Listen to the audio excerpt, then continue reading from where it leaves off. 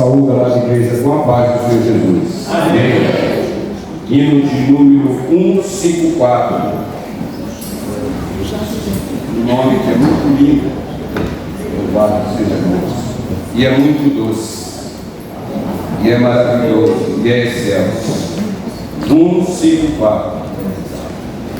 O doce nome de Jesus, que belo é a te cantar, com a alma cheia proclamar o nome bom de Jesus.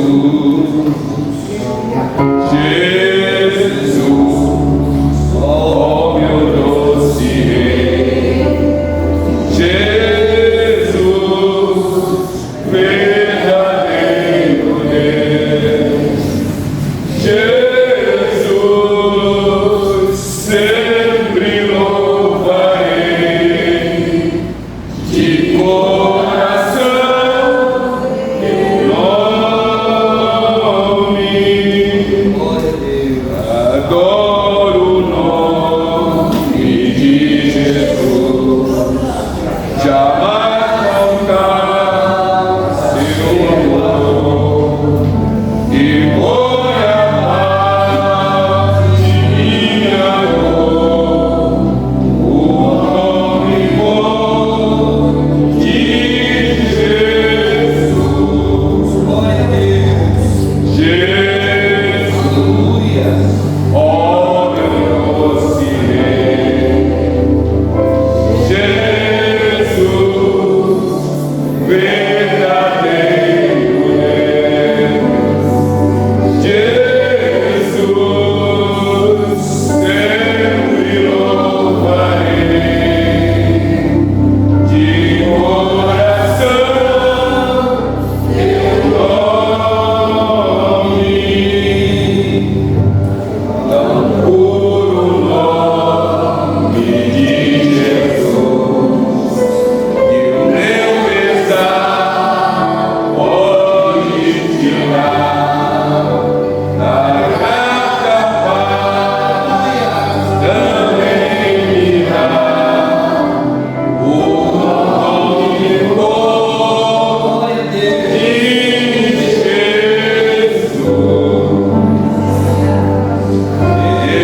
Jesus, ó meu doce Rei, Jesus, verdadeiro Deus, Jesus, sempre louvarei de coração teu nome.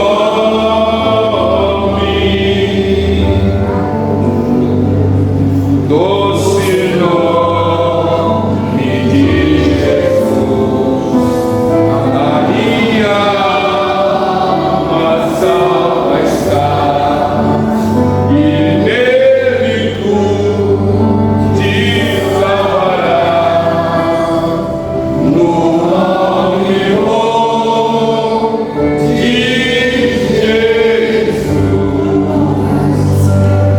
Jesus, ó meu doce Rei, Jesus, verdadeiro Deus, Jesus, sempre louvarei de coração teu nome.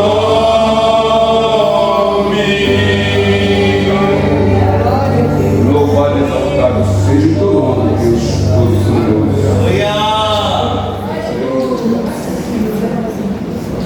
Glória a Deus. Paz do Senhor, meus irmãos. O Jonas está com uma calma hoje, né?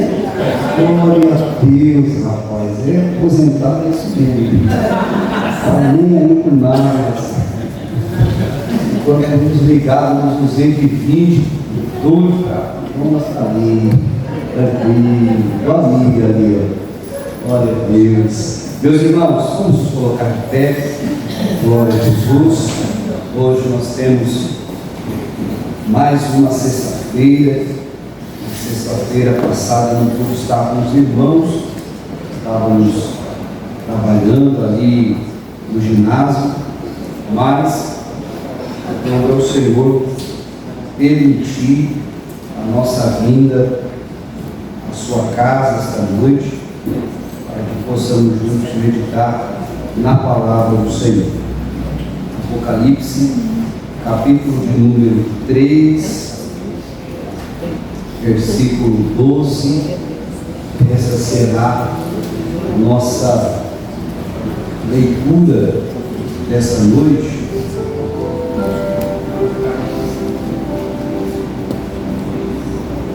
Nós vamos fazer aquela leitura intercalada, onde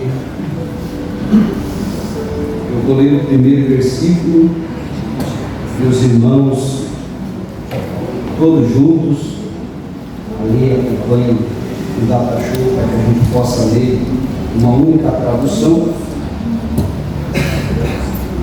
Leio o versículo seguinte. Amém, queridos? Apocalipse, capítulo de número 3, versículo 12. Amém, queridos? Amém. Glória a Deus. E ao anjo da igreja que está em Pérgamo, escreve: isto diz aquele que tem a espada aguda de 2 fios.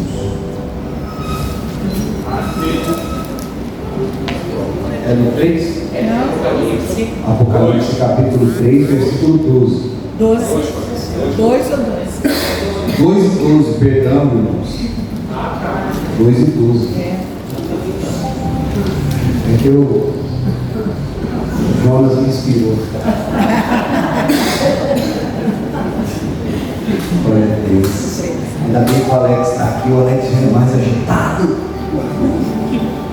2 e 12. Amém? Então vamos lá. E ao anjo da igreja que está em Pérgamo escreve: isto diz aquele que tem a espada aguda de 2 fios.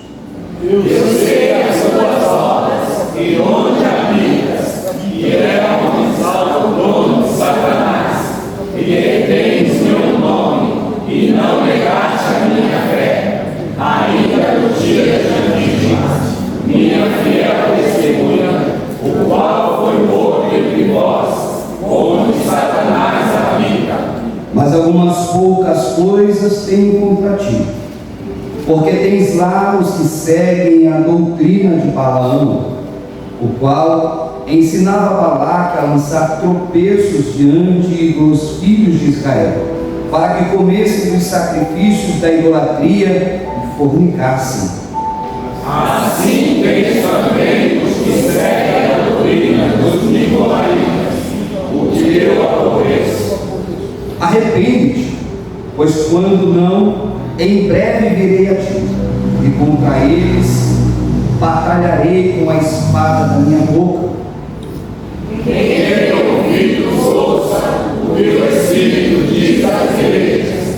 Ao que vencer, darei eu a comer uma maná escondido, e darei uma pedra branca, e na pedra um novo nome escrito, o qual ninguém conhece, senão aquele que o recebe. Quem quer essa pedrinha branca? Glória! Eu quero, irmãos. Glória!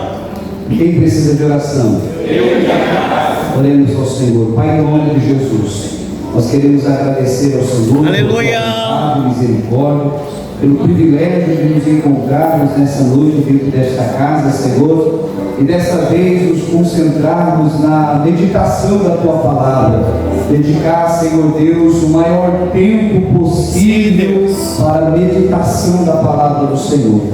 Ajuda-nos, Senhor, a compreender, a absorver e a aplicar a Tua Palavra no nosso dia a dia.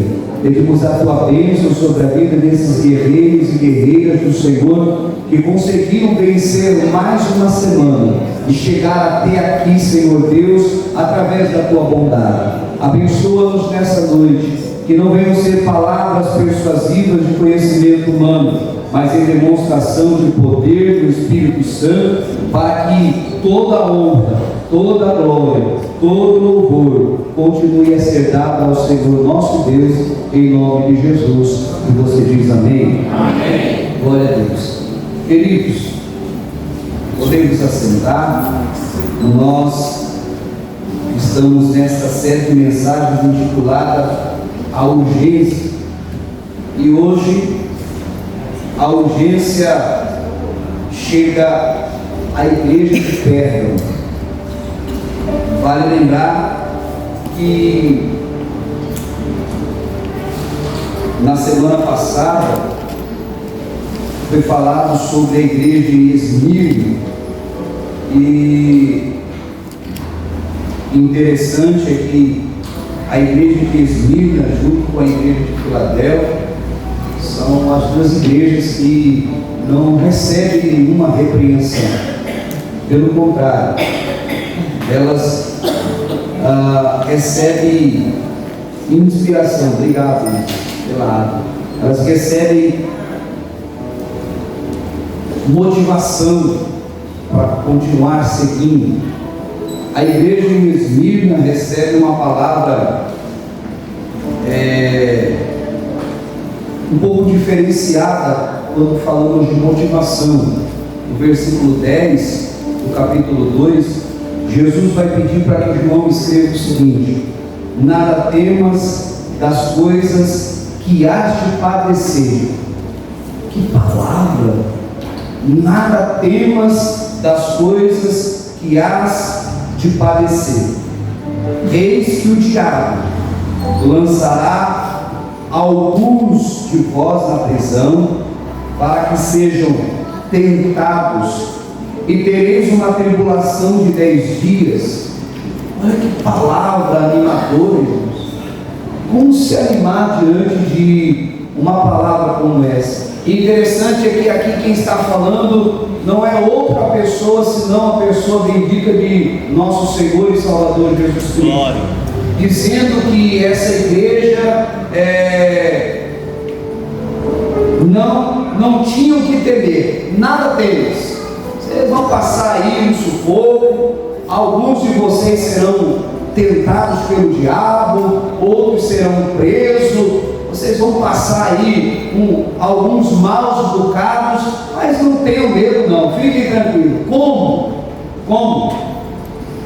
Agora, olhando de um ponto de vista espiritual, quem está falando aqui é quem se garante na fala. Quem está falando aqui é quem tem o poder de cercar a vida das pessoas a um tal ponto de que as circunstâncias da vida não venham trazer danos. Mas se estar preso é um dano, de que dano é esse que Jesus está falando? São danos dentro da nossa estrutura interna, amados.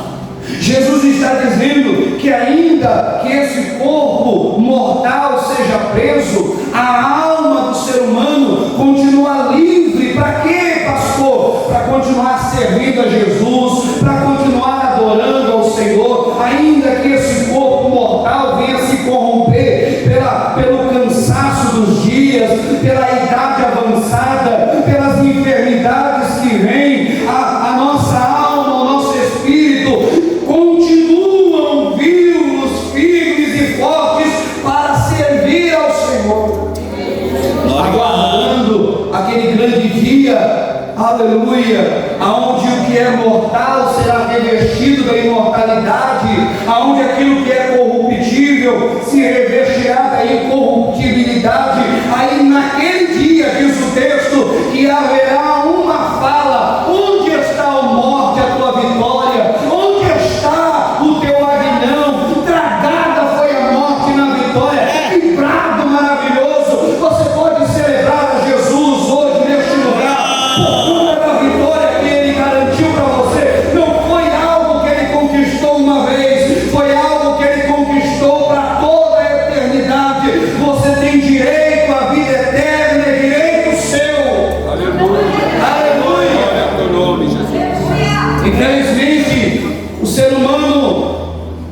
humano busca muito os seus direitos.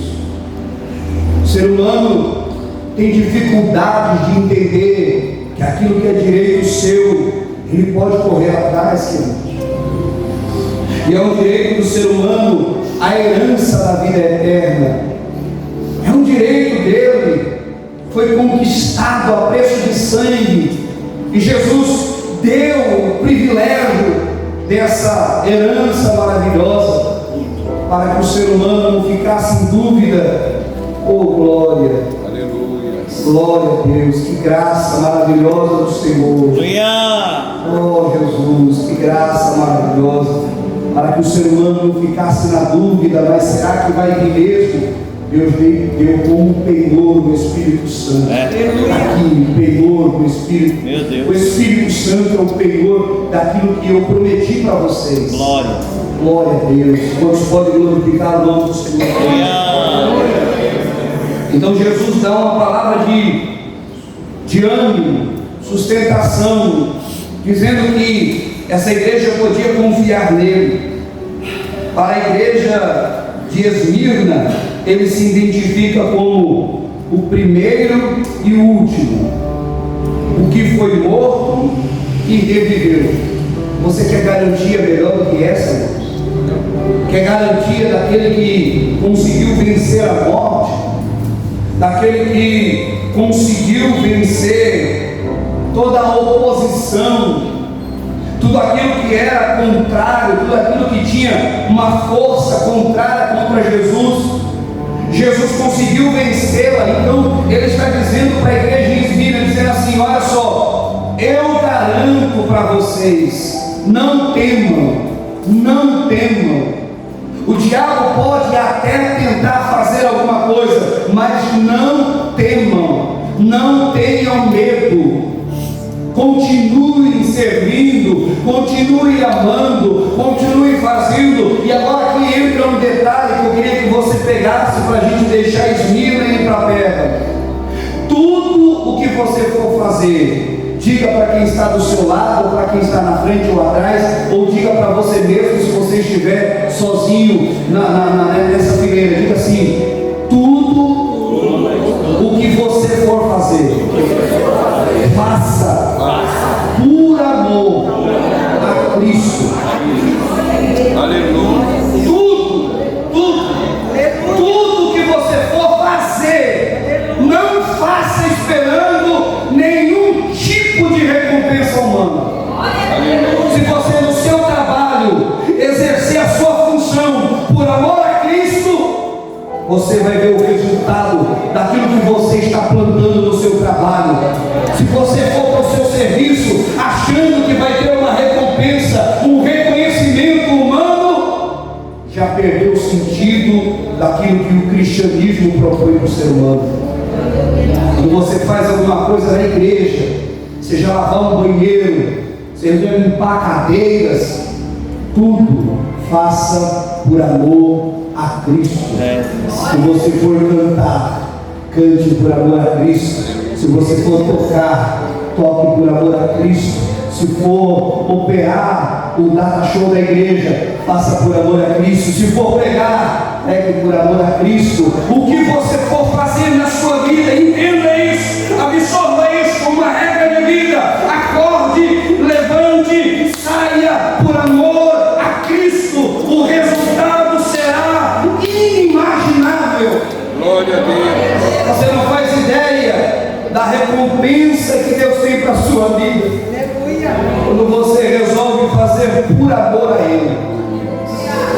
Quando você não está preocupado com resultados humanos, quando você não está preocupado com reconhecimento humanos. Mas pastor, como viver isso? Pela fé.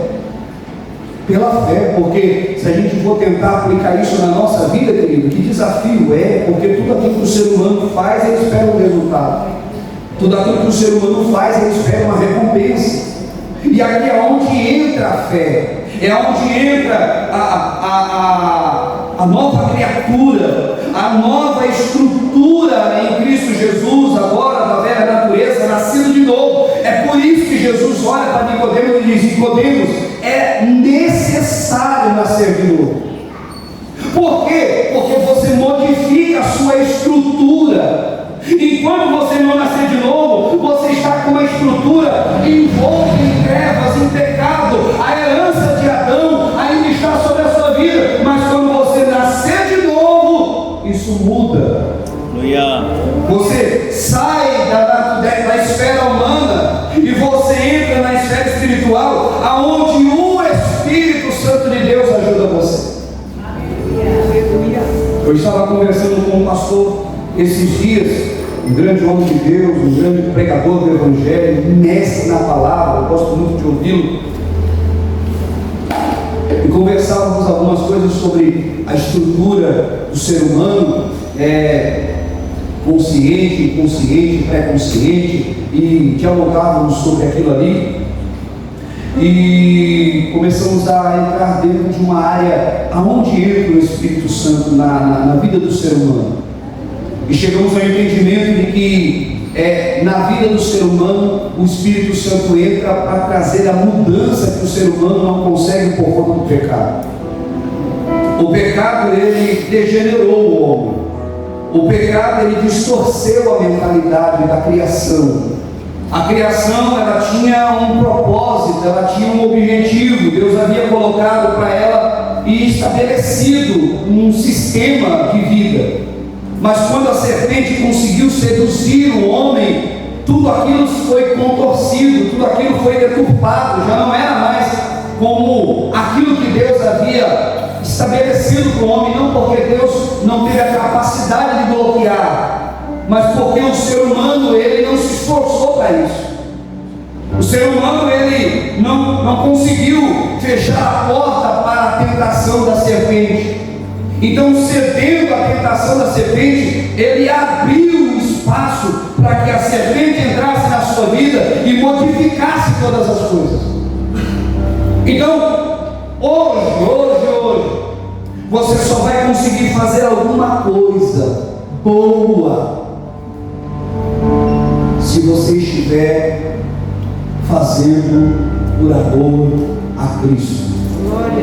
Se você fizer por amor a você mesmo, os resultados podem até chegar, mas não serão satisfatórios. Não atingirão a sua vida por completo. Quando você pensa fazer alguma coisa, você pode até agradar a si mesmo, mas quando é do seu próprio conselho, quando é da sua própria vontade, você agrada a si mesmo e desagrada a esposa. Que desafio que é o desafio da união conjugal, irmãos. Porque se você não fizer por amor a Cristo, você até tem contentamento, mas você vai trazer um desconforto dentro do seu casamento. Quando você quer tomar a decisão de uma mudança de cidade, de uma mudança de emprego, se você não tiver uma plena convicção de que aquilo ali é um projeto de Deus, você vai trazer um desgaste dentro de casa, você vai trazer um desgaste dentro das vidas dos seus filhos, toda a sua estrutura familiar vai ser abalada por conta de uma decisão. Tem uma palavra que o Alex vai gostar muito, está sendo bem falado por aí, uma decisão democrática, uma decisão por uma única pessoa. Ela decide, ela executa, e quem está do lado só tem que balançar a cabeça e concordar e pronto, acabou, não dá para fazer mais nada. Isso não dá para ser, dentro do lar não funciona dessa forma. Em igreja, então, não adianta, que igreja também não funciona disso. Por quê? Porque a igreja é um corpo. E o povo tem uma cabeça, e longe de ser o pastor, irmãos. O pastor não é a cabeça. O pastor, ele faz parte do corpo. Amém, queridos? Amém. O pastor é só um membro ligado ao corpo. E outra coisa que eu sempre, quando entro dentro dessa temática do corpo, o corpo só é corpo se estiver no corpo. Porque se um membro estiver fora do corpo, corre, que é a assombração. Você já viu algum braço andando por aí sem corpo? Já viu alguma perna passando por aí sem corpo? Cabeça passando por aí?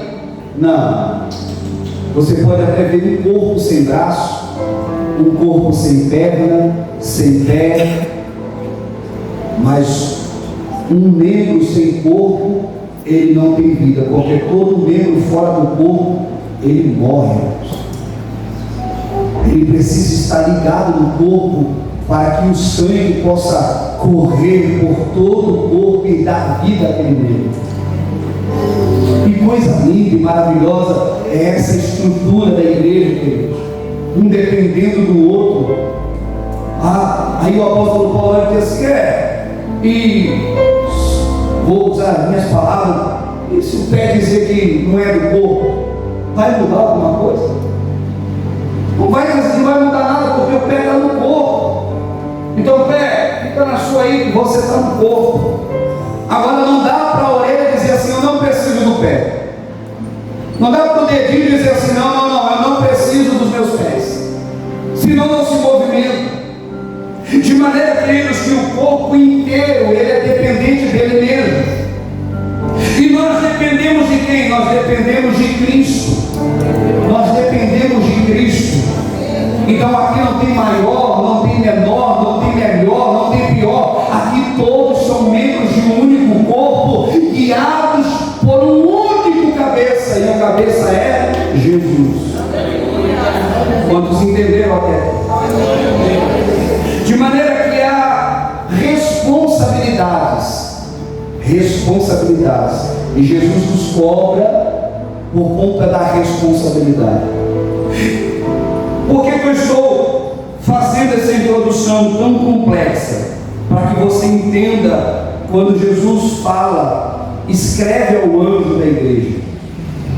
A mensagem vai ser direcionada para a igreja, sim ou não? Sim. Mas primeiramente quem recebe o impacto é o anjo da igreja. Então quando Jesus vai dizer assim, escreve ao anjo da igreja, e ele vai dizer, eu conheço as tuas obras, não é só as obras da igreja, é a obra do anjo da igreja também.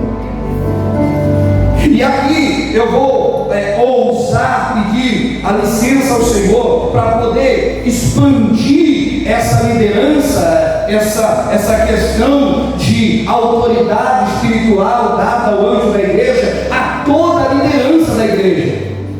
Quando Jesus diz, escreve ao anjo da igreja, é a liderança da igreja que está debaixo dos olhares do Senhor. De maneira, queridos, me perdoem, mas é muito sério a posição de liderança dentro de uma igreja. Por quê? Porque você tem uma responsabilidade. E não dá para negligenciar tal responsabilidade. E não é do seu jeito, não é da sua maneira, é da maneira com que Cristo estabeleceu. E se Ele disse que tudo é com base em amor, não adianta você querer mudar isso. Não adianta. Não, aqui vai ser do meu jeito, porque eu sou o pastor da igreja. Não, aqui é do jeito da palavra de Deus. É como a palavra ordena, é como a palavra manda. E se estende do altar até a porta da igreja, é do jeito da palavra. Não dá para alterar isso. Porque,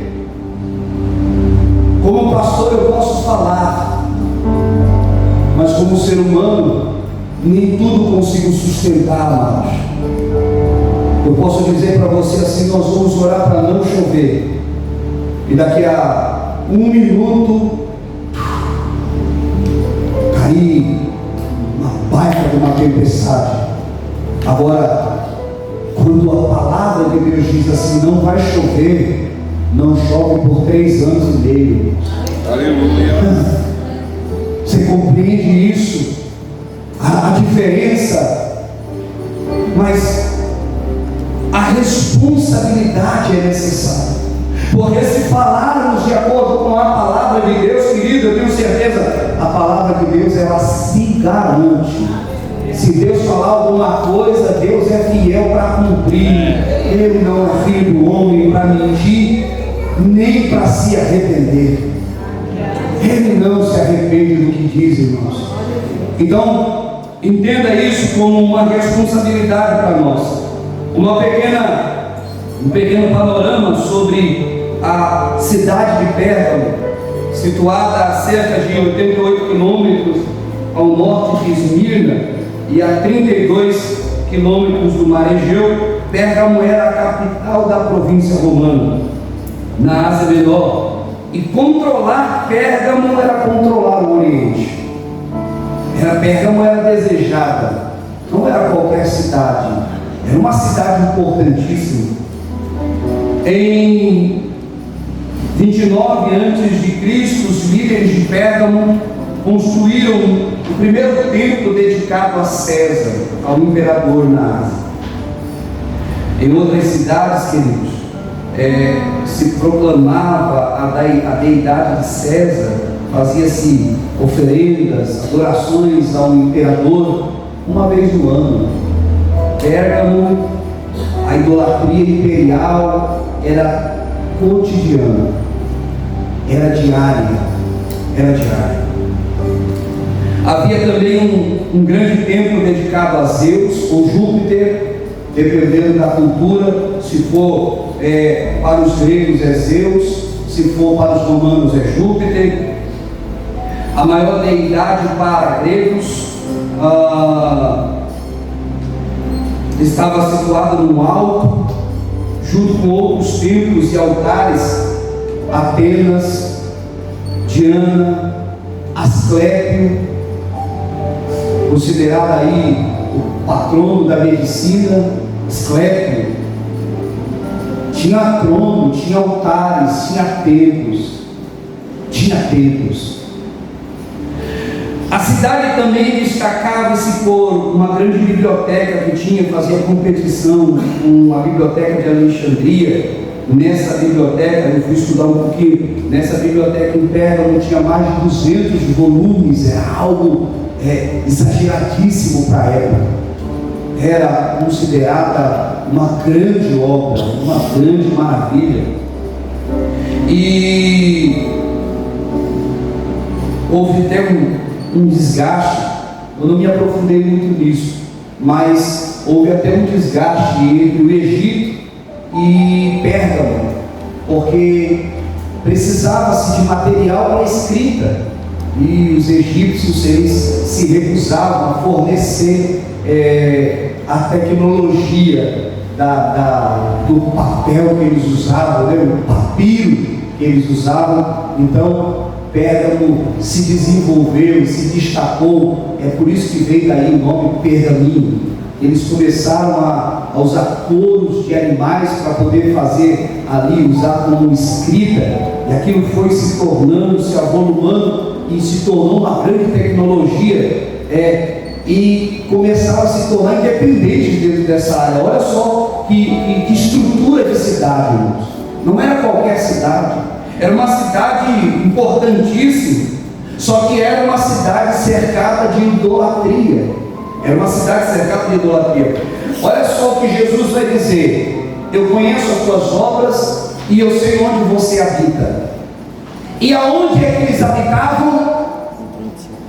Aonde o diabo mora. Eu sei que vocês estão aí no lugar onde o diabo mora. O diabo mora ali. Imagine como que era a estrutura dessa cidade, a movimentação dessa cidade, a idolatria dessa cidade. Se não me falha a minha memória, me perdoe se eu confundi aí os deuses, mas Dionísio, se não me falha a memória, ele era o deus da bebida, era considerado aí o deus dos bêbados. Então imagine como a podridão que não era essa cidade. Haviam prostitutas cultuais no templo de Diana. Então, como que era a orgia? A cultura romana já é muito propensa a isso. Ela já vem criando isso, ganhando esse destaque nas orgias, dentro da corte do império, as festas, aquilo vai se expandindo. Agora imagine uma cidade que aquilo ali era algo cotidiano, não era esporádico, não era uma vez por ano, era toda hora. E é neste cenário que Jesus firma a sua igreja, lembrando que não importa o lugar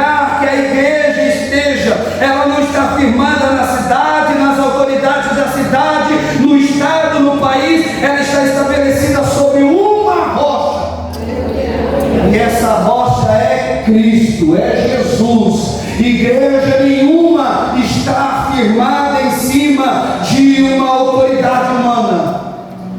Ela está constituída e firmada em cima de uma autoridade espiritual chamada Jesus Cristo, o Filho de Deus, a rocha. Agora, amados, a espada, ele traz uma espada, e uma espada aguda, ou seja, afiada de dois lados. A espada é o símbolo da autoridade máxima. Quem tem a espada tem o poder de decidir sobre a vida ou a morte. Romanos capítulo 13, versículo 1: toda alma esteja sujeita às autoridades superiores, porque não há autoridade, porque não há autoridade, porque não há autoridade que não venha de Deus. Não é a pessoa colocada, é a posição. Porque em alguns casos Deus estabelece a posição e a gente vê quem coloca as pessoas nessa posição. De 4 em 4 anos a gente estabelece, irmãos, quem é que vai sentar nas cadeiras reservadas para a autoridade. Por isso é que a gente tem o dever de prestar muita atenção. E eu aqui não quero trazer nenhum tipo de conceito, nenhum tipo de... não, porque nem é a minha área isso, nem é algo que eu tenho afinidade, mas tenho um entendimento bíblico suficiente para dizer que a igreja ela não pode ter lado. A igreja não pode perder nem para um lado e nem para o outro, querido. Cuidado. Cuidado para você não ficar preso dentro de argumentos que você ouve por aí. Não, mas a gente tem que se posicionar. Se posicione em Cristo. Tá bom? Não se posicione em homem nenhum, nem de um lado nem do outro. Se posicione em Cristo. Ah, mas se a gente não se posicionar, se você não se posicionar, não vai mudar nada. A Bíblia vai continuar se valendo e ela vai continuar sendo quem ela é, querido. Cuidado para você não se enganar com argumentos de que nós precisamos ir para as ruas, nós precisamos carregar cartazes. Não, o único cartaz que a gente carrega é de um Jesus Cristo morto e ressurreto ao terceiro dia, que abriu o céu para que o pecador pudesse entrar. Essa é a função da igreja na terra. A igreja não defende partidos, a igreja defende um reino. Para de se diminuir, defendendo partidos corruptos. Defenda um reino, ganhe pessoas para um reino. Meu Deus. Glória a Deus.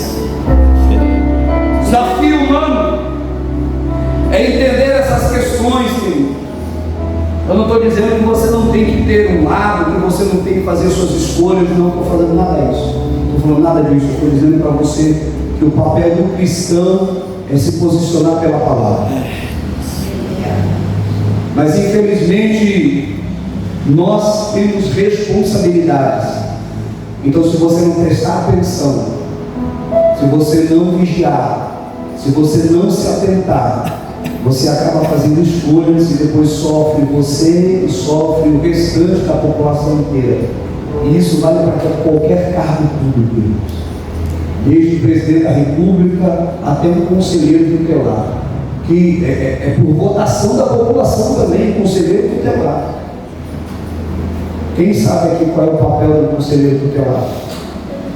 Pastora Rita. O que ela só está estudando justamente isso, né, amigo? O que o conselheiro tutelar faz, irmão? Isso defende as crianças, adolescentes, crianças. É o protetor. Então é você que vai lá e é que você coloca ele lá, irmãos. Então há uma responsabilidade. Então às vezes a gente confunde. Então não há autoridade que não venha de Deus, e as autoridades que há foram ordenadas por Deus. Por isso quem resiste à autoridade resiste à ordenação de Deus. E os que resistem trarão sobre si mesmos a condenação. Porque os magistrados não são terror para as boas obras, mas para as más. Queres tu, pois, não temer a autoridade? Faz o bem, e terás louvor dela, porque ela é ministro de Deus para o teu bem.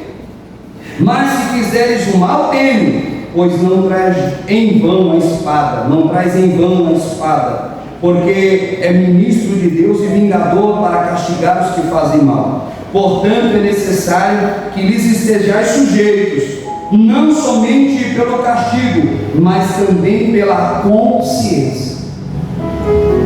Então, se insurgir contra a autoridade, querido, seja ela qual for, não é uma questão só de dano, é uma questão de consciência, é uma questão de respeito. E Paulo está dizendo aqui, inspirado pelo Espírito Santo de Deus, que é o dever do crente zelar por isso, é o dever do cristão zelar por esse princípio. Por quê? Porque cada autoridade tem uma espada. A espada é quem decide, a espada é quem resolve. Ah, mas e se a autoridade usar a espada inadequadamente? Você não tem nada a ver com isso. Sofra aflição como um bom soldado de Cristo, quietinho, calado na sua, orando e confiando em Deus, que é o seu juiz. O seu juiz é Deus, não sou eu, não é um homem humano, falho, limitado, mas o seu juiz é o Senhor. E na hora certa, não é na sua hora e não é na sua forma, porque muitas vezes a gente confunde a justiça de Deus, e a gente espera que Deus julgue pessoas, ou condene pessoas, segundo aquilo que nós entendemos por justiça e juízo. Então, o que eu entendo por justiça não tem nada a ver com a justiça de Deus, porque a justiça de Deus, o juízo de Deus, ele é completamente livre de questões humanas, irmãos. Agora, já o meu juízo, ele é emotivo demais, ele é muito emotivo. Se alguém me tratar bem, o meu juízo sobre aquela pessoa, ele é de uma maneira. Ainda que aquela pessoa faça alguma coisa errada, não, vem cá, dá um abraço aqui, Senhor, perdoa, Pai. O Senhor sabe o meu carinho. Agora, se alguma coisa, se for do outro lado, não tem jeito, meu irmão, não é desse jeito aqui, vai ter que ficar em disciplina 300 anos, e você não pode, porque você pecou com o cavalo. Um tom na voz ainda, que é para dar aquele tom de severidade. O juízo de Deus é isento disso, irmãos. Aleluia. A base do trono de Deus, a base do trono de Deus não é emoção, não é sentimento. A base do trono de Deus é justiça e retidão. É justo isso, é reto isso. Então deixa eu assinar aqui. Manda a vitória para ele, manda a vitória para ela, manda a resposta para aquele lá, porque isso é justo, isso é verdadeiro. A causa é válida. Não adianta apresentar diante de Deus causas inválidas. Quer que Deus faça coisas, mas para satisfazer o ego, o orgulho, Deus não vai fazer isso, amado. Deus não pode negar-se a si mesmo. Então cada autoridade traz uma espada. Cada autoridade traz uma espada. Um detalhe: jamais veremos Jesus instruir a sua igreja a se insurgir contra alguma autoridade. Jesus nos ensina a não ter medo, mas também não se rebelar, seja qual for. Lembra de um momento em que Pedro foi preso? Quem lembra de Pedro preso? Tiago tinha morrido de antes. Deus deixou, permitiu Tiago fosse degolado, morto, apresentado como um troféu para a multidão. E diz a Bíblia que Herodes gostou daquilo, no outro dia ele ia fazer o mesmo com Pedro. Pedro já estava sentenciado à morte, mas Deus foi lá e tirou Pedro da prisão. Aleluia. A igreja estava fazendo o quê? A igreja estava em contínua oração. A igreja estava na rua? A igreja estava fazendo piquete, estava batendo panela na janela. A igreja estava fazendo. A parte da igreja é orar, irmãos. Não confunda as coisas. Aleluia. Ah, mas eu sou cidadão. Você é cidadão da onde? Daqui ou do céu? Então, oração. Ah, mas nem tudo se resolve na oração. Então eu vou rasgar as páginas da minha Bíblia, porque o Deus que eu conheço é um Deus que ele só atende oração. Não atende um espírito rebelde, anarquista. Ele atende uma oração. E a igreja estava fazendo contínua oração por quem? E Pedro estava onde? Mas Tiago também não estava. Será que a igreja só estava orando por Pedro? Ou também não estava orando por Tiago?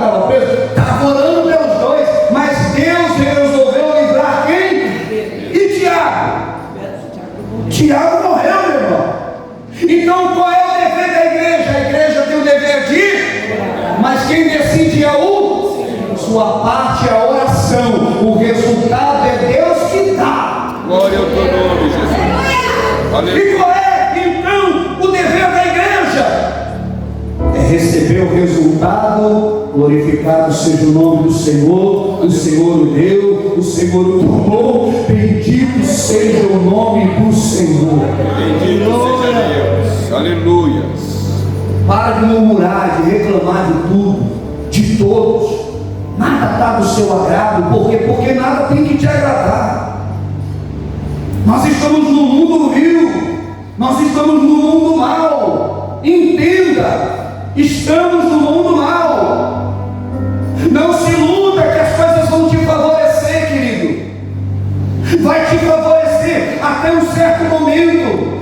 A hora que o diabo começar a perseguir você, não adianta você ter patente, não adianta você ter dinheiro, não adianta você ser do alto prego da política, não adianta. O que vai dar resultado para você é a contínua oração. Aleluia. Quantos recebem essa palavra? Amém. Há quem tem a espada. O que tem a espada afiada de dois gumes, Hebreus 4:12, eu vou correr porque a hora já foi. Mas calma, ainda tem tempo. Agora eu vou fechar minha Bíblia. Não, deixa ela aberta. Hebreus 4:12, porque a palavra de Deus é viva e mais penetrante do que espada alguma de dois gumes. E olha que coisa interessante, e penetra até a divisão da alma e das juntas e medulas, e é apta para discernir os pensamentos e intenções do coração.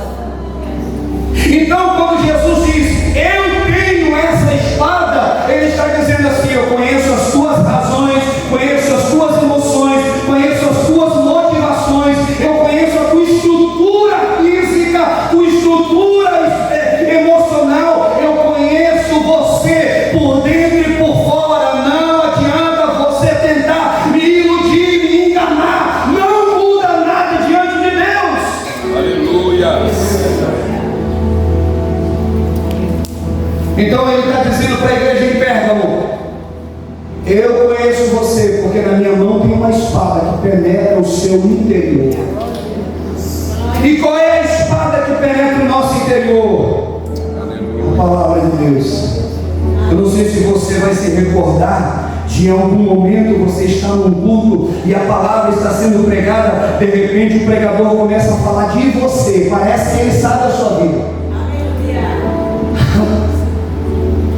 Eu encontrei o diácono Anderson lá na palestra, que estava conversando sobre uma senhora que carinhosamente a chamamos de vó. E um dia o pregador estava pregando ali, eufórico, ele pregando, de repente no meio da mensagem a avó virou e disse assim, eu vou conversar com esse pregador depois do culto. Eu vou conversar com ele, porque esse negócio não está certo não, ficar contando a minha vida no culto para todo mundo. Eu não dei permissão para ele. Aí o outro olhou para ela assim e falou assim, vó, ele nem sabe que a senhora existe. Ele nem conhece a senhora, ninguém falou dele para a senhora não, quem está falando com a senhora é Jesus. Aleluia. Aquela mulher nunca mais deixou de amar o pregador. Ela ora pelo pregador, ela chora quando vê a foto do pregador, irmãos. Porque naquele dia ela entendeu que era uma espada que estava sendo usada e que aquela espada penetrava o interior dela e conhecia ela desde o momento do nascimento. É esse aqui que está conversando com a igreja em Pérgamo, amados. A palavra de Deus é a espada e a palavra penetra o nosso interior. A igreja de Pérgamo, mesmo vivendo no centro da idolatria, tinha um que a protegia, não com uma espada fraca, sem vida, injusta, mas com uma espada forte, com uma autoridade que, se se sobressaía a qualquer outra autoridade daquela cidade. Então quem estava olhando para a igreja em Pérgamo não eram as autoridades humanas e terrenas, que até poderiam ter um nível de autoridade, que até poderiam ter uma espada, mas quem estava falando ali não é alguém que tem uma espada no mundo físico, era alguém que tem uma espada no mundo espiritual, e não tem demônio que fique de pé diante dessa espada. Não existe ninguém no mundo espiritual que fique de pé diante dessa palavra. Essa palavra é viva, essa palavra é poderosa, essa palavra cura, essa palavra sara, essa palavra restaura, essa palavra protege, essa palavra leva para o céu, essa palavra é tudo o que eu e você precisamos para permanecer de pé. É essa palavra. Glória a Deus por isso. Jesus vai olhar e vai dizer em Mateus 28, 18, irmãos, e chegando Jesus falou-lhe dizendo: é-me dado todo o poder, na onde? No céu e na terra. É-me dado todo o poder no céu e na terra. Aí ele vai dizer assim: portanto, ide e fazei discípulos. Você recebeu esse chamado, você recebeu essa porção. Em Pérgamo havia a espada de César. O império tinha o poder da espada. Matavam ou deixavam viver. E aí estava também nesse mesmo cenário, debaixo dessa espada estabelecida, a igreja de Pérgamo. Mas quem decidia, quem comandava, quem controlava, aonde a igreja de Pérgamo estava verdadeiramente fincada, não era debaixo dessa autoridade humana falível, era debaixo de uma autoridade muito maior. Oh, glória a Deus, como é bom estar debaixo dessa cobertura espiritual. Aleluia, como é bom saber que se Deus não guardar a cidade, em vão vigia a sentinela. Como é bom saber que se Deus não edificar a casa, em vão trabalhos que nela edificam. Como é bom saber que uns confiam em carros, outros em cavalos, mas nós temos um nome que podemos fazer menção. Querido, você tem um nome, seja qual for a circunstância que você estiver vivendo, seja qual for a situação que você estiver enfrentando, seja ela interna ou externa, você tem um nome. Use o nome que você tem, porque o nome de Jesus é poderoso. Sim, há poder no nome de Jesus, há poder no nome de Jesus. Você lembra como que era antigamente? Alguém falava alguma coisa, a gente já logo dizia: o sangue de Jesus tem poder, o nome de Jesus tem poder. Esse nome ainda continua sendo poderoso, e o sangue dele também continua sendo poderoso. Então, diante de tudo que você esteja vivendo, proclame o nome de Jesus. Aleluia! Aleluia! Esse nome é poderoso. Espada na mão, e essa espada é a espada da palavra, que ninguém pode ficar de pé diante dela. Não há homem, não há poderes, não há país, não há exército, e não há enfermidades que se coloquem de pé diante dessa palavra. Grande és tu, A igreja de Pérgamo retinha o nome de Jesus, mesmo estando no mesmo território, mesmo habitando ali. A igreja de Pérgamo retinha o nome de Jesus. Reter significa guardar, conservar, sustentar, segurar com firmeza. Mesmo Asclepio sendo adorado como o Deus da cura, a igreja permanecia dando a Cristo este louvor. Os médicos podem curar, claro que podem, a medicina está avançada, a tecnologia é algo assustador, mas ainda quem decide ainda é o Senhor. Ainda é o médico dos médicos, ainda é Ele quem decide. Perseveravam na fé, mesmo em meio às constantes investidas do império, escravizando, matando os crentes, como Antipas, colocado dentro de um touro de bronze ardendo em fogo. Mas mesmo assim, eles não negavam a fé. Aqui está uma questão séria. O que a igreja de hoje deve fazer é manter a sua fé, amados. É reter o nome de Jesus. Em Pérgamo estava fundada tudo que conduzia as pessoas a uma vida imoral, uma vida de idolatria. Jesus vai dizer que Satanás habitava ali, mas a igreja não deixou de servir a Jesus por causa disso.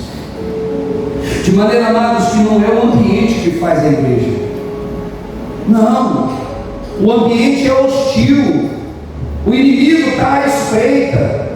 A Bíblia diz que ele anda ao derredor, bramando como leão, não é o leão, mas brama como leão, buscando a quem possa tragar. Buscando a quem possa tragar. Mas tem um texto que vai dizer assim: resistir ao diabo. E o que acontece? Aleluia. Grande astúcia. A gente inverte, a gente quer resistir à aparência do mal e foge do diabo. Não. Resistir ao diabo e ele fugirá. Aleluia. Mas da aparência do mal foge. Escapa. Não fica ali para tentar. Eu vou provocar. Eu sirvo a um Deus que é um Deus do impossível. Ah, é? Cuidado. Que se Deus resolver te provar, como é que vai ser esse negócio? Se Deus resolver querer saber se você realmente vai se manter firme, como fez com Jó. Se Deus resolver tirar a cerca de proteção, irmãos, há um louvor, eu acho que eu comentei com o Gessé esses dias, há um louvor, eu escutei por Gabriel Guedes, eu não vou me lembrar do ritmo, mas eu só me lembro de uma frase, como pode Deus me amar, sabendo que se Ele abrir a porta eu vou fugir? Sabendo que se Deus deixar, a gente escapa e não volta mais. Irmãos, existem crentes que eles só estão na igreja porque Deus acorrentou eles na igreja. Aleluia. Porque estão enfermos ou porque são tentados, são provocados e que já viveram situações e que sabem, se não estiverem na igreja, a vida é uma vida de destruição. Eu já vivi no mundo, irmão, eu sei muito bem o que é viver uma vida de escravidão. Eu sei muito bem o que é ver a minha esposa abrir a porta de casa e me encontrar drogado e bêbado lá no quintal de casa. Eu sei o que é isso. Agora, vai da minha decisão querer viver isso ou querer viver aos cuidados do Senhor. Mas é vontade minha, é desejo meu somente? Não, porque até o desejo vem dele. É ele que faz com que as coisas aconteçam na minha vida por vontade dele. Aleluia. O desejo, o efetuar não é seu. A carne não produz nada que se aproveite, querido. Tudo que é bom em nós vem de Deus, vem dele. Aleluia. Aleluia. Santo Senhor. Precisamos entender isso. Rei da É glória. necessário que entender. Poderoso Deus. E essa questão é muito séria, queridos. A igreja precisa manter a sua fé. Nós precisamos. Quando eu falo igreja, a gente pode espalhar para o individual. Quando eu falo igreja, você pode entender isso também no coletivo. Uma igreja que não ora não vive milagres, irmãos. Uma igreja que não tem o hábito de chegar cedo no culto e dobrar o joelho para orar, ela não vive milagres. Não há salvação, não há batismo com o Espírito Santo, não. Isso são consequências de uma vida de oração. Quer ter poder? Ora, querido. Põe o joelho no chão na sua casa. Quando você chegar na igreja, dobra o joelho para orar. Tira pelo menos 5, 10 minutos de oração. Venha para o culto de oração. Se esforce ao máximo. Se o seu trabalho, sua escola, sua faculdade limita você durante a semana, se esforce pelo menos no final de semana para você estar em comunhão, para você estar na igreja. Ore pela manhã, ore à noite, ore quando você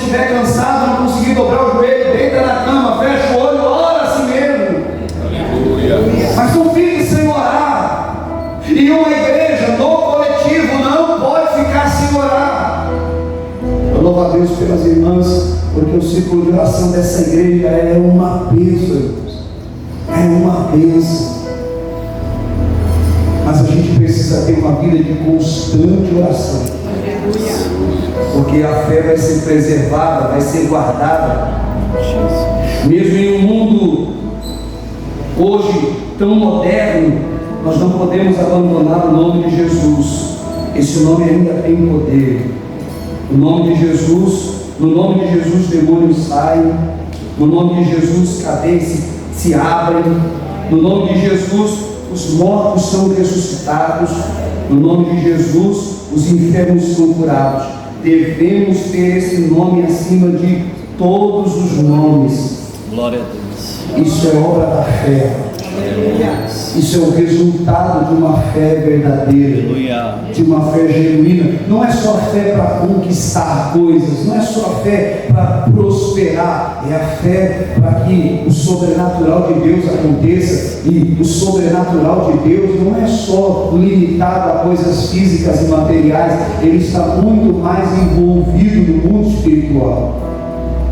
É crer que enquanto você está orando, Deus está tocando no coração de um filho pródigo lá, comendo ou desejando comer as bolotas que os porcos comiam. Eu acredito pela disposição daquele pai, pela posição que ele estava. Aquele pai estava observando o horizonte, o caminho. Ele estava ali, estava buscando alguma coisa ali, em meio às árvores, em meio aos desertos. Eu não sei onde era a casa daquele pai, mas ele estava na porta, ele estava observando. E eu acredito que aquele homem não estava ali à toa, ele estava orando, ele estava intercedendo. Eu posso fazer essa conjectura, porque quando ele vê o filho ao longe, ele não se preocupa com a ética da sua época. Ele levanta os seus vestidos e começa a correr e vai em direção ao seu filho, porque enquanto ele estava orando na sua casa, Deus estava tratando com o seu filho lá. Então não pare de orar por pessoas que você sabe que precisam mudar de vida, por pessoas que precisam ser libertas dessa escravidão. Não. Continue orando, continue insistindo. Enquanto a vida há esperança, irmão. Não, pastor, mas o médico já nos enganou. Está nas últimas. Não, continue orando. Enquanto tem vida, tem esperança. Enquanto está respirando, tem ainda esperança. Não pare de orar. Glória a Deus. O nome de Jesus tem poder. O nome de Jesus tem poder. Aleluia. Lembra daquela mulher que foi pedir para Jesus curar a filha dela? E Jesus olha para ela: ei, peraí, não convém pegar o pão e dar aos cachorrinhos, não. Aquela mulher poderia se sentir ofendida e ir embora para casa aborrecida. Mas ela olha: não, Senhor, mas eu também, os servos comem das migalhas que caem da mesa dos filhos. Eu não saio daqui sem uma palavra. Ela estava querendo dizer para Jesus: o teu nome tem poder, e eu só saio daqui quando o Senhor liberar uma palavra a meu favor. Jesus fala para ela: vai em paz, que a tua filha já está curada, a tua filha está sarada. Eu já visitei a tua casa, eu já visitei a tua empresa. Irmãos, eu não sei como você está vivendo, eu não sei qual é o seu status financeiro, mas eu creio no nome de Jesus, que é poderoso para fazer mais do que você pensa e espera. O que você tem que fazer é reter a sua fé, é continuar acreditando que esse nome tem poder. Não é o quanto você sabe, Rei da glória. não é o quanto você é capaz, é o quanto você confia nesse nome. Aleluia. Não é quanto você pode pagar num tratamento médico, não é quanto você pode pagar num belo hospital. Não. Tudo isso é bom, sim, é bom, mas é o quanto você confia no nome que é acima de todo nome, que se nomeia. E vai chegar um dia, querido, que todo joelho dos que estão no céu, dos que estão na terra e de quem estiver debaixo da terra vai ter que se dobrar e vai ter que reconhecer que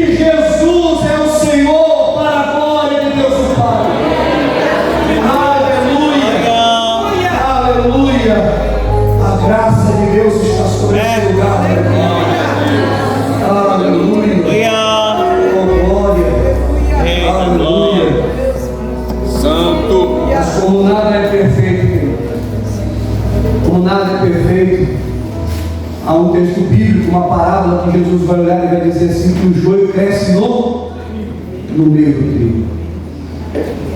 Mateus 13, 24 propôs-lhe outra parábola dizendo: o reino dos céus é semelhante a um homem que semeia a boa semente no seu campo, mas dormindo os homens, veio o seu inimigo. Veio quem? E semeou o joio no seu trigo e retirou-se. Ele nunca fica, irmãos. Ele vem, faz arruaça e hortos. Eu ouvi uma história, não vou conseguir contá-la por completo, mas eu ouvi uma história muito bonita, muito trágica, mas que expressa bem qual que é a dinâmica do inferno. Um demônio veio e soltou um cavalo. Quem já ouviu essa história? O cavalo foi e bagunçou o terreno do vizinho. O vizinho foi e matou o cavalo. Aí o dono do cavalo se revoltou, foi e matou o vizinho. Começou uma guerra de família interminável. Alguém um dia chamou o diabo e disse assim: está vendo lá o que você fez? Está vendo o que os demônios fizeram? As famílias estão se odiando. Aquele demônio levantou a mão e disse assim: mas eu não fiz nada, só soltei o cavalo. Que mal tem soltar o cavalo? Está preso.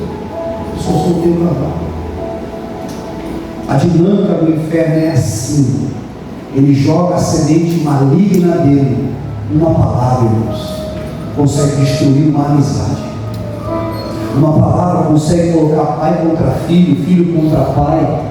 Uma única palavra consegue colocar amigos de longas datas distantes uns dos outros. Uma única semente, uma única palavra, um único olhar, uma única atitude é capaz de desestabilizar um grupo inteiro.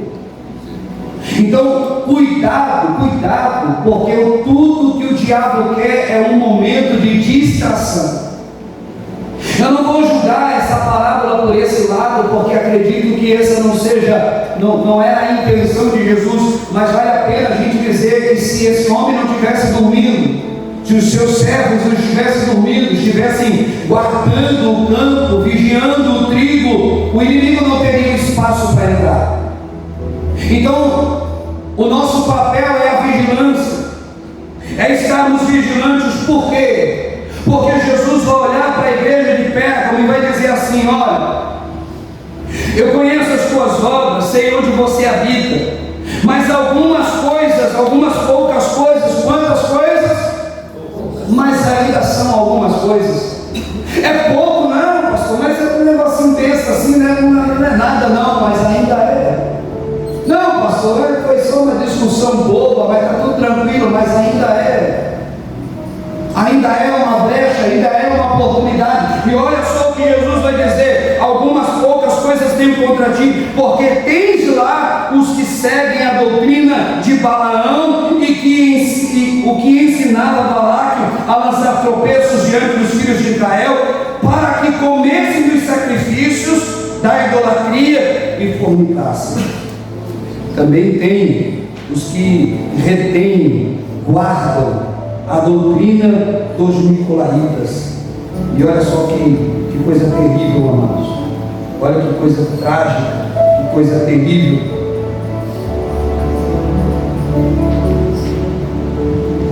Doutrina de Balaão. Todo mundo sabe que Balaão foi um profeta, nem um profeta pagão, mas foi um profeta. Ele foi contratado por Balaque, rei de Moabe, para amaldiçoar Israel. Deus não permitiu, mudou a maldição imensa, mas Balaque não se contentou. Balaque queria que Balaão amaldiçoasse. Ele começou a pressionar a um ponto que Balaão se deixou levar.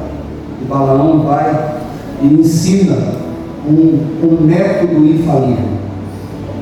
E ele conta para Balaque qual era a fragilidade do povo, qual era a fraqueza dos filhos de Israel. Irmãos, como é feio falar da vida dos outros. A maledicência é um pecado mortal para os judeus. Até um dia que eles preservam e eles ensinam os filhos a se guardarem da maledicência da língua. A fofoca, ela é tão miserável que ela é como um câncer que corrói os ossos, irmãos. Balaque recebe a informação de Balaão que a fraqueza dos israelitas era a prostituição, era a fornicação. Um método infiltra mulheres moabitas, elas vão seduzir os israelitas, eles não vão suportar, eles vão cair na fornicação, e aí já era. 24 mil homens morreram naquele dia, por conta do juízo de Deus, por conta de uma boca, irmãos, por conta de uma boca. Alguém que contou o pecado do outro, a fraqueza do outro. Vem cá, deixa eu te contar uma coisa. Está sabendo que fulano de tal fez? Você sabe que fulano de tal tem essa fraqueza. Você sabe que fulano de tal é assim, não é? Isso é doutrina de Balaão. E infelizmente na igreja de Pérgamo havia pessoas que toleravam esse tipo de atitudes. Tinham pessoas que toleravam essa questão. Isso nos remete a pessoas que têm compromisso com o pecado, irmãos, que permitem que esse tipo de coisa passe pela sua vida e simplesmente é normal, é natural. É isso que Deus está falando, que Jesus está falando para a igreja de Pérgamo. Tem gente lá que tolera isso, que aceita esse tipo de conduta. Aí Jesus vai olhar e vai dizer também sobre os nicolaítas. Eu já vou correr para terminar.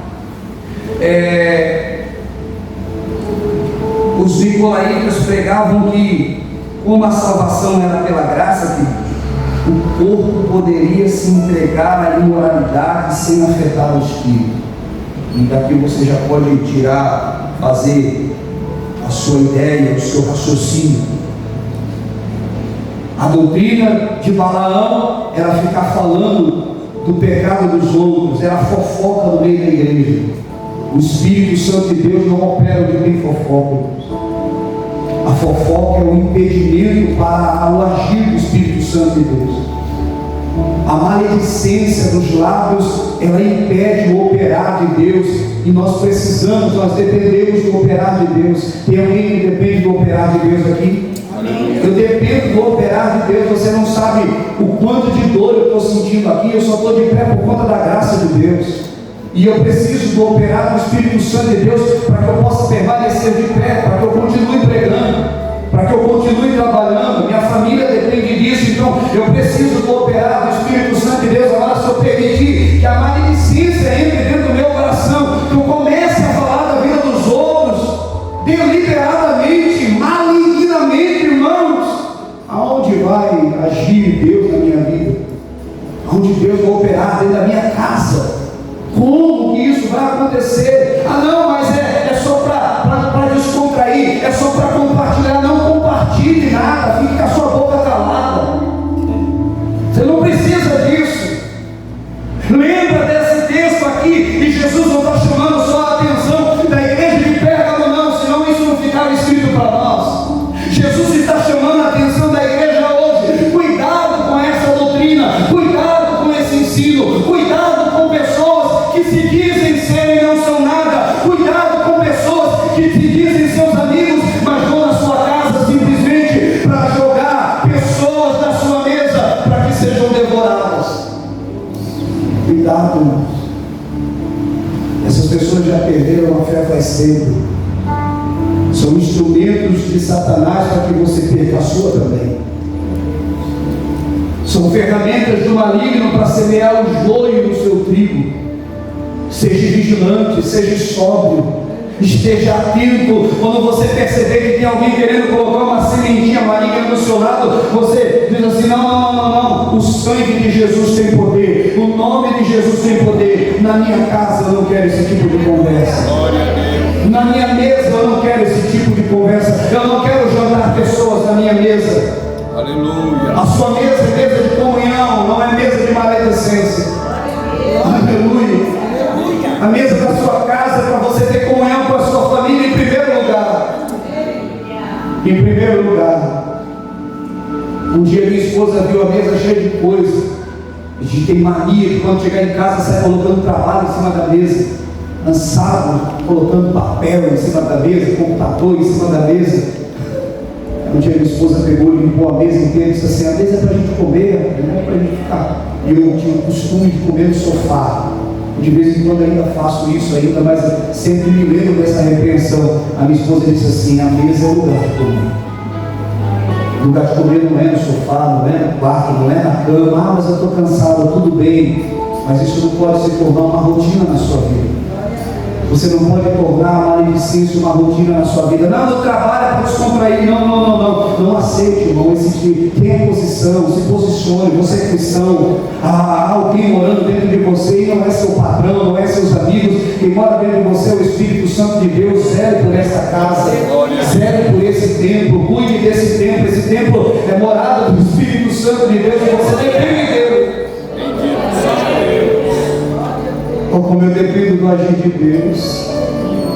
Eu sou tão falho, tão fraco, um miserável pecador, como diz o apóstolo Paulo. Ah, como eu dependo do agir do Espírito Santo de Deus. Preciso que a casa onde ele habita esteja muito bem adornada, esteja muito bem cuidada, limpa. Quantas casas estão sujas? Fique de pé, por gentileza, a hora já se vão. Quantas moradas do Espírito Santo de Deus, ou quantos lugares que deveriam ser morada do Espírito Santo de Deus, estão se tornando habitação de inveja, habitação de soberba, habitação de ciúmes, habitação de idolatrias, de avareza. Quantas pessoas estão perdendo o melhor de Deus porque não entendem de forma alguma, a cabeça é fechada, não compreendem a questão de que Deus ama aquele que dá com alegria. Convite a essa igreja é o arrependimento. É o arrependimento. Arrependimento. Se você se arrepender, tem tudo para você, mas se você não se arrepender, eu mesmo vou batalhar. Eu mesmo vou batalhar. Irmão, se Deus resolver fazer, quem vai impedir? Há um texto bíblico que vai dizer assim: agindo Deus, quem impede o agir de Deus? E a gente acha que essa palavra é só para coisas boas, né? Essa palavra é só para coisas boas. Davi é tentado a numerar o povo, e quando Deus olha para aquilo, Deus se ira com Davi e manda um juízo sobre Davi, e Davi olha e vê, e entende que aquele juízo era por conta da sua desobediência, era por conta da sua presunção, da sua soberba, achar que poderia fazer algo que Deus não havia pedido a ele, achar que ele podia fazer algo que Deus não havia falado. Ele entendeu que podia. Não, queridos, não. O Senhor da sua vida continua sendo o Senhor Jesus. E arrependimento é um convite. E convite é aberto a opções, a decisões do convidando. Quem recebeu o convite decide se quer ir ou não. Existem convites que você pode rejeitar. E um belo dia, o rei está perto da festa, vai lá e traz os convidados. Irmãos, todos já sabiam da festa, ninguém foi pego de surpresa não. Já há muito tempo sabiam que ia acontecer aquela festa. Mas quando o servo daquele senhor disse assim: a festa já vai começar, está tudo pronto já, meu senhor mandou avisar você. Comprei uma junta de boi, preciso experimentar. Comprou sem ver. É o que? É Shopee que tinha lá? E nem na Shopee você compra cerveja. Não, eu preciso tirar um tempo, eu casei agora. Casei, eu preciso compartilhar esse momento. Não substitua momentos com Deus por qualquer outro tipo de momento que não vai valer a pena, irmãos. Quantos entenderam essa palavra? Glória a Deus. Esse é um alerta de Jesus à igreja de Pérgamo. É uma urgência. E essa urgência chega hoje também para nós. Estarmos atentos, vigilantes. Cuidado para você não tolerar aquilo que Deus não tolera. Cuidado para você não aceitar aquilo que Deus não aceita. Cuidado para você não concordar com aquilo que Deus não concorda. Simplesmente porque você quer ser um bom agente. Porque você quer ser aquela pessoa, não, ele é bonzinho, ela é boazinha. Cuidado, cuidado. Cuide do trigo. E se você tiver que ficar acordado, madrugada, para cuidar daquele trigo, cuide dele. Porque se você fechar os olhos, o inimigo não vai pensar. Ele não está preocupado se você está preparado ou não, se você está triste ou não, se você perdeu entes queridos, não. Ele não está preocupado se você está numa idade avançada, ele não quer nem saber. Ele simplesmente vai lá e vai jogar a semente maligna dele. E uma vez a semente plantada, como é difícil de mexer com ele. Curva a sua cabeça em nome de Jesus. Senhor nosso Deus e Pai, diante da Tua palavra, Senhor Deus, nós nos movemos com temor e tremor. Ouvindo, Senhor Deus, o falar do Teu Espírito Santo, como homens e mulheres, Senhor Jesus, falhos e limitados que somos. Não somos melhores do que ninguém, Senhor. E como a Tua palavra, Senhor Jesus, é um martelo que esmiuça a queima. A Tua palavra, Senhor Deus, penetra de uma maneira tão profunda no nosso ser, trazendo, Senhor Deus, o senso da realidade, da verdade de Deus para o ser humano.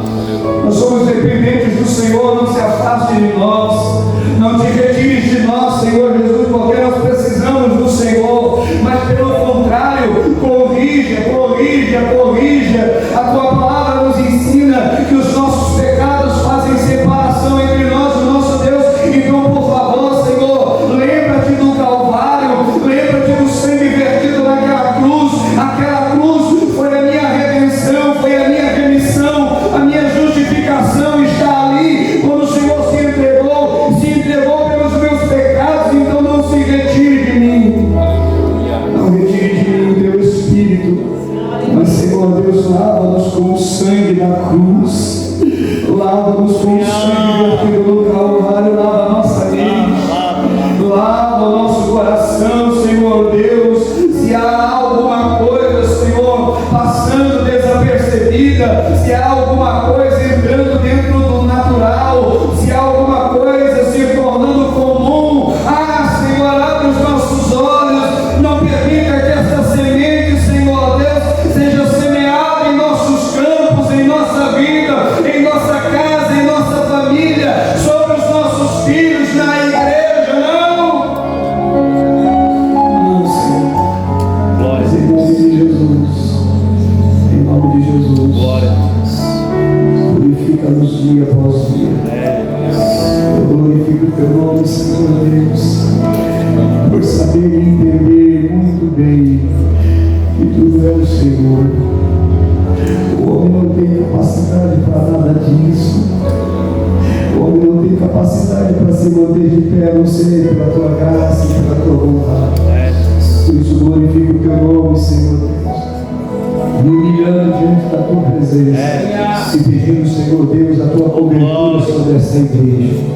Aqui estão homens e mulheres, Senhor Jesus, jovens, adolescentes, que são dependentes do Senhor, do altar, da porta dessa igreja, que são dependentes do Senhor. Pai querido, que tudo aquilo que possamos fazer nessa vida seja por amor ao Senhor. E eu tenho certeza, as recompensas virão. Nós nos arrependemos, Senhor Deus, daquilo que fazemos sem a intenção de fazer errado, mas o resultado sempre sai danoso. Nós nos arrependemos, Senhor Deus, dos momentos em que tomamos decisões precipitadas. Sim, Pai. Nós nos arrependemos das mágoas, Senhor Deus, que guardamos dentro do nosso coração. Nós nos arrependemos, Senhor Deus, da animosidade que alimentamos dentro da nossa alma. Nós nos arrependemos, Senhor Deus, de nos distanciarmos de pessoas nas quais o Senhor morreu por elas.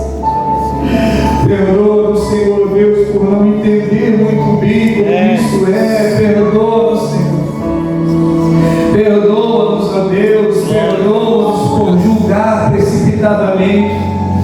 Perdoa, Senhor Deus, por não dar oportunidade, Senhor, de pessoas mudarem e já apedrejamos elas sem antes consultá-los, Senhor.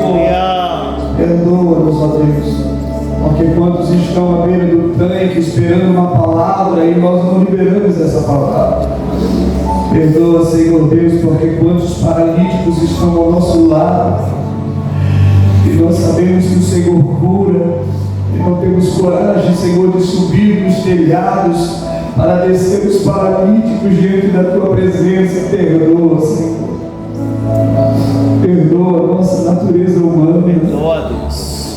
Perdoa, Senhor Jesus, a nossa natureza caída, envolta, Senhor Deus, em desejos e vontades humanos, mas nos dá da Tua graça.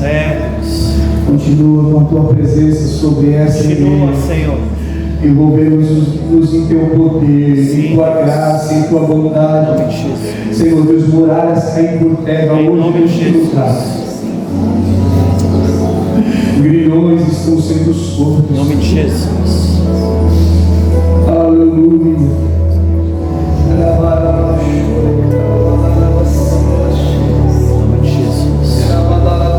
Em nome de Jesus. Em nome de Jesus. Em nome de Jesus. Vidas estão sendo libertas agora. Em nome de Jesus. Em nome de Deus Jesus. está visitando lares, Deus está visitando famílias Em agora. nome de Jesus. Ah, Senhor Jesus, obrigado por isso. Em nome de Jesus. Obrigado por isso, Senhor Deus. Obrigado pela Tua graça. Obrigado pelo Teu amor. O Teu amor nos envolve. Esse amor tão forte. Sustenta-nos, Senhor Jesus, nesse amor. Sustenta-nos nesse amor. Ó Senhor Jesus, este fraco, sustenta ele, sustenta ela. Senhor Deus, agora em nome de Jesus, enfermos são curados. Em nome de Jesus. Ó Senhor Jesus, homens e mulheres são revestidos do Teu Em poder. nome de Jesus. O batismo do Espírito Santo é real, é verdadeiro. Derrama dom sobre a Tua igreja nesse tempo aqui. Adora a Tua noiva, adora a Tua noiva com os dons espirituais. Jesus. Para a edificação dos céus. Em nome de Jesus. Para a edificação dos céus. Em nome de Jesus. Obrigado, Senhor. Oh, glória. Obrigado. Santo é o Senhor. Nós louvamos o Teu Senhor. Poderoso Deus. Neste momento, Senhor Deus, nós vamos Tu ofertar. és maravilhoso, Jesus. Eu queria interromper És um Deus o meio forte. espiritual. Fazemos isso, Conselheiro. Senhor. Fazemos por amor ao Teu nome. Pai da eternidade. As ofertas, nossos dízimos, Rei da glória. tudo por amor ao Teu Tu nome. és Rei da glória. Confiamos em Ti, que o Senhor é poderoso para Rei da fazer glória. muito mais do que te pedimos ou Rei da pensamos. glória. Nossa vida está nas Tuas mãos. Rei da glória. Nossos negócios estão nas Tuas Poderoso mãos. Deus. Nossas ações na justiça estão nas És Tuas mãos. poderoso. Dependemos somente das Tuas decisões, Verdade, Senhor. Jesus. Dependemos das Tuas decisões. Aleluia. Então, Jesus, nos ajuda. Ajuda. E recebe, Senhor Deus, também como uma oferta de gratidão ao Senhor. Recebe, Deus. Em nome de Jesus. Em nome de Jesus. Em nome de Jesus. E pode dar glória ao Senhor. Glória.